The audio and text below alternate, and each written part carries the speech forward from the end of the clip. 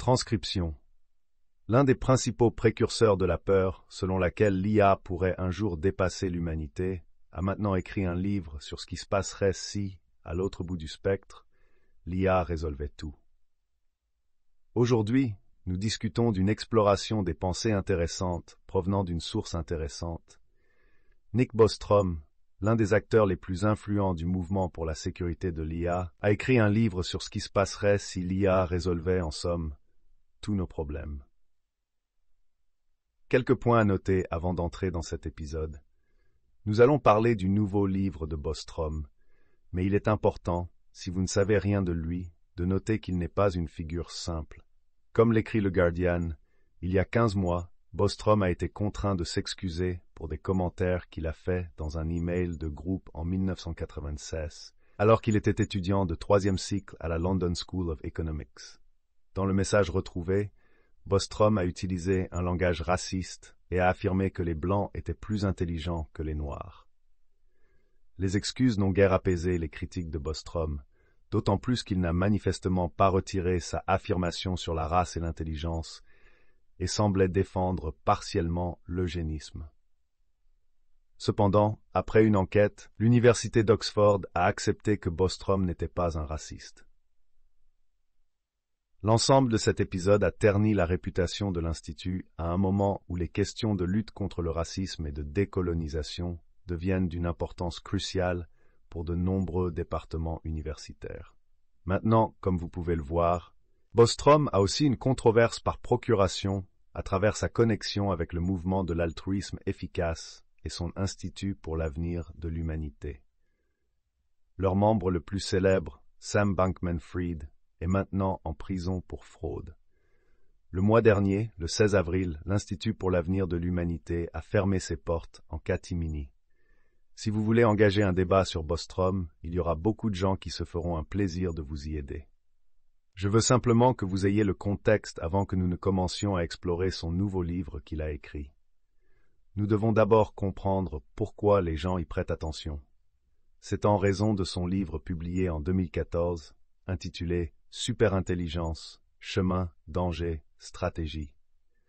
Bostrom affirme que si la superintelligence est réalisée, cela pourrait potentiellement conduire à des scénarios où l'IA pourrait prendre le contrôle du monde pour atteindre ses objectifs, qui pourraient ne pas être alignés sur le bien-être humain.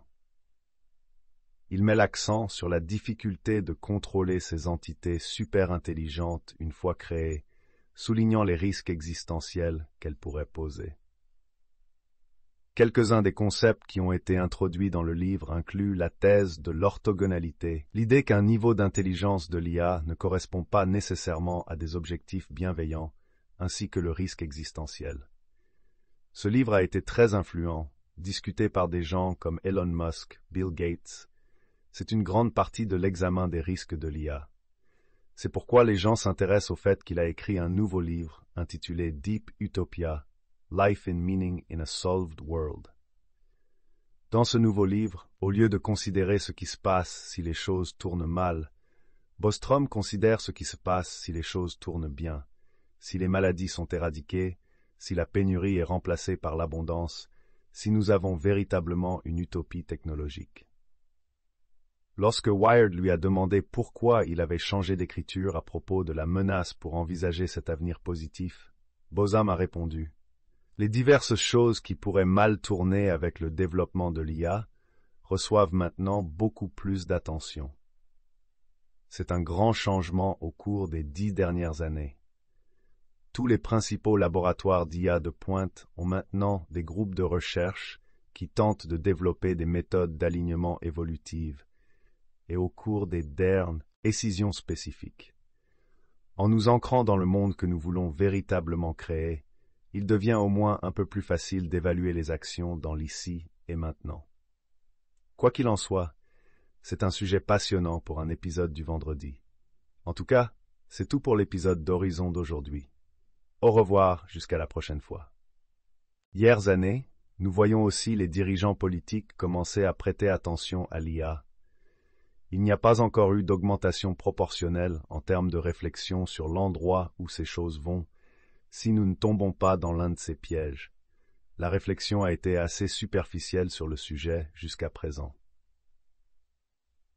En d'autres termes, il semble que dans la mesure où il y avait une mission à écrire Superintelligence pour provoquer cette conversation, elle a rempli son rôle et maintenant, Bosam est sur la prochaine exploration. Si vous vous demandez si Bostrom conclut qu'il serait génial si tous nos problèmes étaient résolus, ce n'est pas tout à fait aussi simple pour lui. Dans cette même interview, il a dit « Finalement, je suis optimiste quant à ce que pourrait être le résultat si les choses se passent bien. » Mais c'est de l'autre côté d'un certain nombre de réflexions assez profondes sur ce que pourrait être la vie humaine et sur ce qui a de la valeur. Nous pourrions avoir cette super-intelligence et elle pourrait tout faire. Alors, il y a beaucoup de choses que nous n'aurions plus besoin de faire, et cela remettrait en question une grande partie de ce que nous pensons actuellement être l'essentiel de l'existence humaine. Peut-être y aura-t-il aussi des esprits numériques qui feront partie de cet avenir. Dans l'ensemble, à partir de cette interview, on a le sentiment que Bostrom ne sait tout simplement pas encore. Dans un monde où les gens se divisent de plus en plus en fonction de ce qu'ils pensent des chemins futurs possibles, il essaye d'amener tout le monde à y réfléchir davantage, d'un point de vue des principes de base, sans essayer d'apporter ses bagages de ce qu'il pense qu'il va se produire. Comme il le dit, j'ai passé 3 décennies à réfléchir sérieusement à ces choses, et j'ai quelques points de vue sur des choses spécifiques, mais le message global est que je me sens toujours très dans le flou. Peut-être que ces autres personnes ont trouvé un raccourci pour apporter des réponses, mais je pense que c'est intéressant. Peu importe les conclusions auxquelles Bostrom parvient, d'une manière ou d'une autre, autour de l'affirmation centrale selon laquelle nous devons avoir des conversations plus profondes et plus complexes sur ces possibilités de résultats, qu'ils soient bons ou mauvais, c'est quelque chose avec lequel je suis entièrement d'accord. Je pense que les implications de l'IA, si elles sont mauvaises, créent un contexte pour une conversation sociétale très importante sur la façon dont la technologie nous sert, ce que nous tolérerons et ce que nous ne tolérerons pas, ce que nous voulons et ce que nous ne voulons pas. D'un autre côté, si les choses vont bien, je pense que ce sera bien d'une manière qui exigera une réévaluation totale du contrat social. Il n'est pas impossible que nous devions demander et réimaginer ce que nous pensons être raisonnable pour une personne de contribuer afin d'être un membre contributeur de la société. Les exemples les plus évidents se trouvent dans des choses comme ce à quoi ressemble la semaine de travail standard, mais cela ira beaucoup plus loin que cela également. Malheureusement, il est très difficile d'avoir ces conversations avant que le monde ne change réellement. Nous ne pouvons l'imaginer que jusqu'à un certain point. Je pense cependant que dans l'ensemble, il est sain de voir une sorte de recalibration ou l'explosion de l'attention autour des risques liés à l'IA et d'autres risques encore plus importants en ce qui concerne des choses comme les emplois, la discrimination et l'inégalité qui ont surgi l'an dernier, ne disparaissent pas, mais sont juste une partie de l'agenda et de la conversation plus large. Il y a aussi de l'espace pour les explorations opposées sur ce à quoi ressemble lorsque les choses se passent bien. L'une des principales raisons pour lesquelles je passe beaucoup plus de temps sur les questions de « qu'est-ce qui se passe bien ?» est que je pense qu'en quelque sorte, pour que les choses se passent bien, nous allons devoir prendre des décisions